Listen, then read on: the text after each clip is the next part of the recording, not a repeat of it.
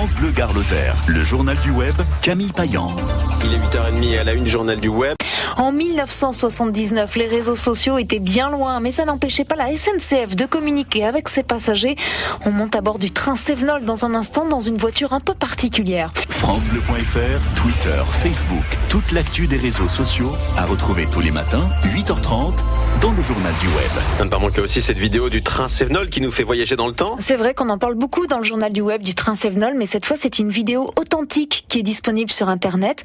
Un documentaire sur le Sevenol qui date de 1979 et qui permet de voir que la SNCF à l'époque met en œuvre des efforts pour commercialiser ce train Corail Sevenol qui reliait Paris à Marseille. Voici un extrait. Le train Corail, fin 1957, le Sevenol. Du mois de juin au mois de septembre 1979, la SNCF a tenté une expérience intéressante. Offrir aux usagers des chemins de fer une nouvelle façon de voyager.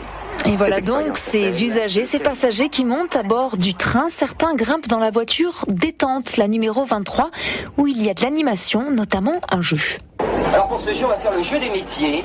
Je vais vous donner le nom d'une personnalité et à vous de trouver le métier de cette personnalité qu'elle exerçait avant de devenir célèbre. Alors Yul Brynner, avant de faire du cinéma et de chanter, que faisait Yul Brynner? Voilà, le jeu des métiers. Un agent SNCF se trouve donc au milieu de cette voiture et propose aux passagers de répondre à ces questions. Pendant ce temps, le train poursuit son voyage à travers la France.